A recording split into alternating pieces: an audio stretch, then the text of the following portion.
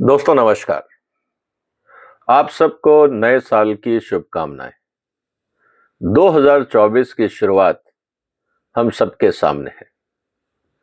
Unfortunately 2024 शायद उतना सुकून वाला ना होगा जितना हम 2023 या 2022 की बात कर रहे थे। उससे पहले हमने कोविड देखा, लेकिन कोविड के बाद जिस तरह से अंतर्राष्ट्रीय स्थितियां बदली हैं, उससे भारत के लिए भी बहुत सारी चुनौतियां खड़ी हो गई। इस समय इजराइल और हमास का युद्ध चल रहा है। सिर्फ इजराइल और हमास का युद्ध ही नहीं, इजराइल के पीछे पूरी वेस्टर्न फोर्सेस हैं, अमेरिका है, यूरोप है। इजराइल भारत का बहुत अच्छा मित्र भी है। दूसरी तरफ हमास, उसके पीछे ईरान और ईरान के समर्थित देश जैसे सीरिया, लेबनान, वो भी शायद हमास का साथ दे रहे हैं। और ईरान के पीछे है चाइना। तो कुल मिला के जो पूरी दुनिया में जो शतरंज चल रहा है, उसको समझना बहुत जरूरी है। दोस्तों, इस शतरंज को समझना इसलिए भी जरूरी है कि जितने भी देश इस समय मिडिल ईस्ट में उलझे हुए हैं, उन सब से भारत का कहीं ना कहीं व्यापारिक, राजनीतिक और सामरिक महत्व है। इस बात को अगर हम नहीं समझेंगे तो शायद अगर हम व्यापार में हैं या हम किसी और प्रोफेशन में हैं, अगर इन पॉलिटिकल रिस्क को अगर हम फैक्टर इन नहीं करते हैं तो कहीं ना कहीं शायद नुकसान हो सकता है। कुछ बातें हमें इसलिए भी समझनी होंगी कि जिस तरह से इजराइल और हमास का युद्ध चल रहा है और आने वाले दिनों में उम्मीद यह है कि हिजबुल्लाह भी इस पूरे संग्राम में उतरेगा, और दूसरी तरफ हुती जो आंदोलनकारी हैं, वो भी रेड सी में जिस तरह से शिपिंग लाइंस पर हमला कर रहे हैं, उससे व्यापार में कहीं ना कहीं बाधा आएगी। कुल मिला के ये समस्या बढ़ती जा रही है और इसका असर भारत पे होना भी लाजमी है। अल्टीमेटली इस तरह के अंतर्राष्ट्रीय मसलों को सुलझाने के लिए सेकेंड वर्ल्ड वॉर के बाद पे एक संस्था बनी थी जिसका नाम था यूनाइटेड नेशंस, संयुक्त राष्ट्र संघ। लेकिन कुल मिला के ये लगता है कि संयुक्त राष्ट्र संघ किसी ना किसी रूप में फेल हो गया है। आज मैं आपके सामने कुछ बातें रखूंगा जो इसलिए जानना जरूरी है क्योंकि अगर हम इतिहास नहीं जानेंगे या उनके पीछे की जो रणनीति है वो नहीं समझेंगे तो हम इस समस्या को और इसकी गंभीरता को शायद पूरी तरह से ना समझ पाए।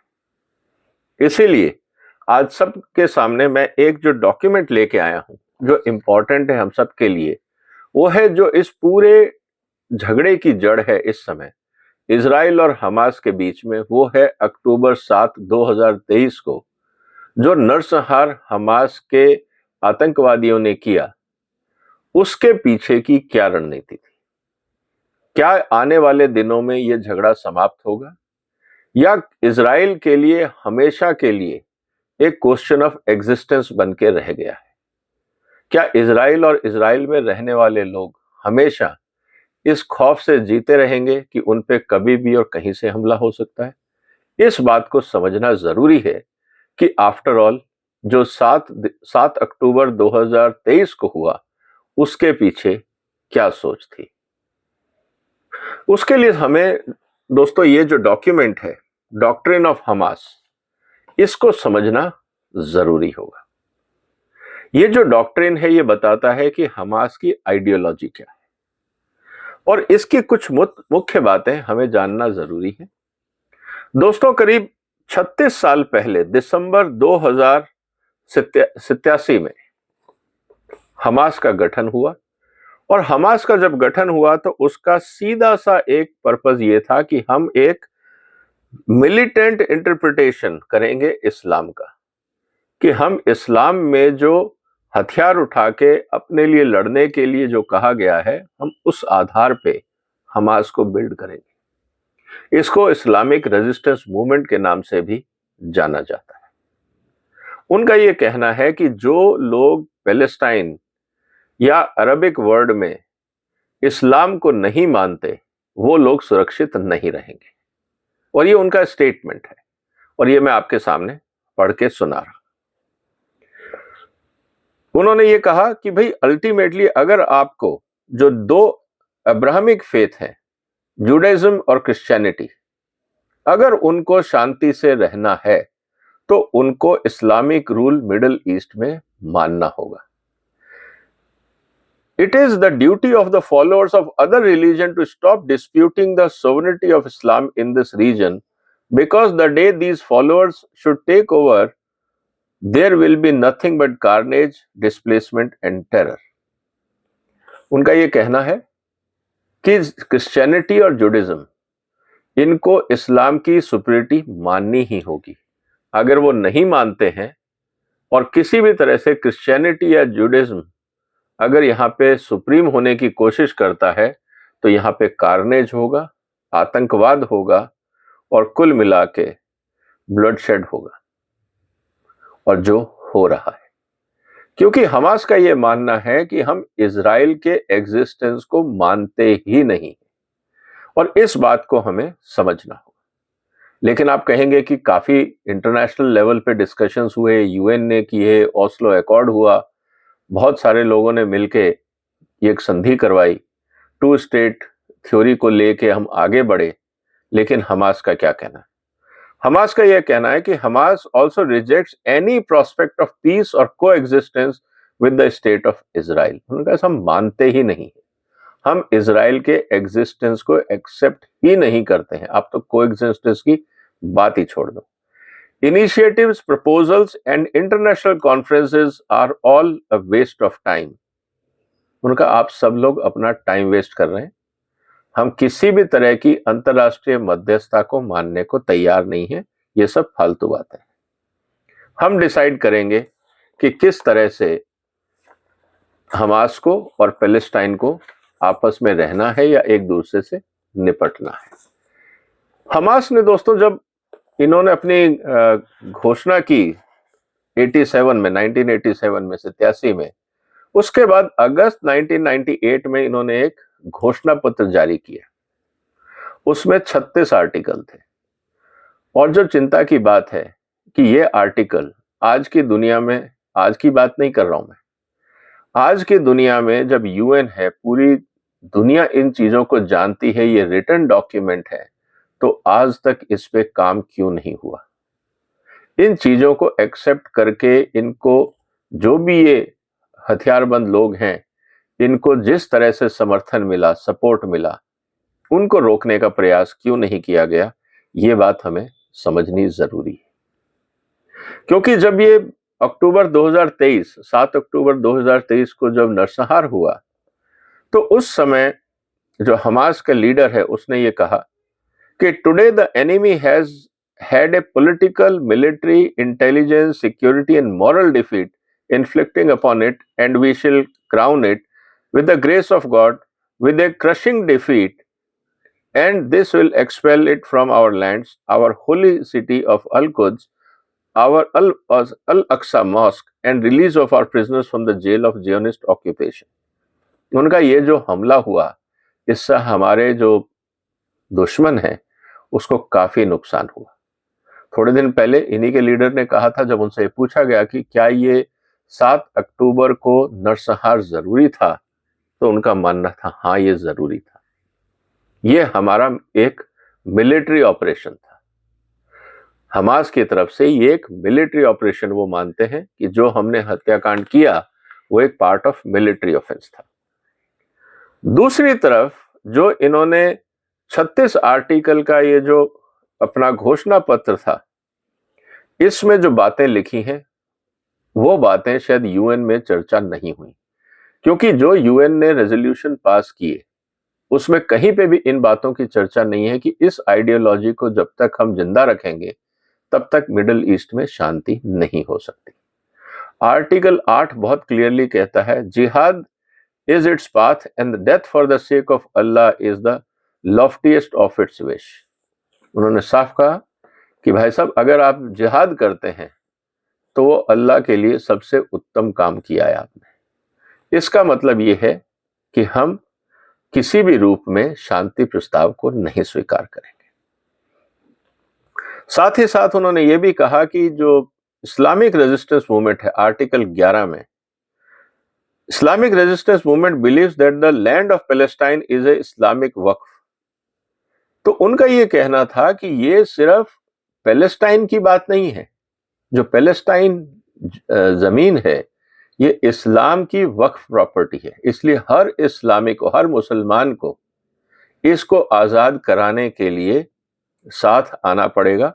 इसमें कोई मुसलमान देश अलग नहीं है, कोई अरब देश अलग नहीं है, कोई राजा इसको नहीं बेच सकता, कोई प्रेसिडेंट नहीं कर सकता, कोई ऑर्गेनाइजेशन नहीं कर सकती, किसी को भी अधिकार नहीं है कि वो पैलेस्टाइन की जमीन को इजराइल के हवाले करे। इसका मतलब ये है कि चाहे आप प्रेसिडेंट हो, चाहे कुछ भी हो, हम आपकी बात नहीं मानेंगे, क्योंकि हमें पैलेस्टाइन लैंड चाहिए और जेरूसलम उसकी राजधानी होगी। ये उन्होंने बहुत बहुत क्लियरली कह दिया है। इसके अलावा जो बहुत ही इंपॉर्टेंट चीज आई है वो ये कह दिया गया है कि initiative so called peace solution, article 13 में पढ़ रहा हूं, initiatives and so-called peace solution and international conferences are in contradiction to the principles of Islamic resistant movement. आपके किसी भी शांति वार्ता को हम नहीं माने, क्योंकि वो हमारी आइडियोलॉजी के खिलाफ है। ये बात हमें समझनी होगी। आर्टिकल 14 क्या बोलता है? उनका ये कहना है कि the question of liberation of Palestine is bound to 3 circles, Palestine circle, Arab circle, Islamic circle, और सबको पैलेस्टाइन के स्वाधीनता के लिए, उसकी जमीन की मुक्ति के लिए काम करना चाहिए, और हर मुसलमान का यह दायित्व है कि वो इसके लिए काम करे। इसके अलावा जो सबसे इंपॉर्टेंट चीज है वो उन्होंने कहा है आर्टिकल 18 में। उन्होंने कहा महिलाओं का क्या रोल है। महिलाओं के लिए उन्होंने कहा कि आप बच्चों को यह सिखाएं कि ये आपकी रिलीजियस ड्यूटी है कि आपको जाके पैलेस्टाइन के लिए लड़ना है।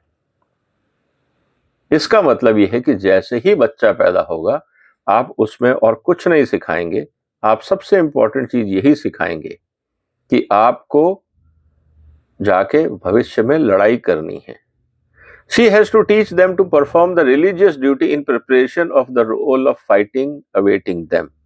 That is why it is necessary to pay great attention to schools and curriculum followed in educating Muslim girls.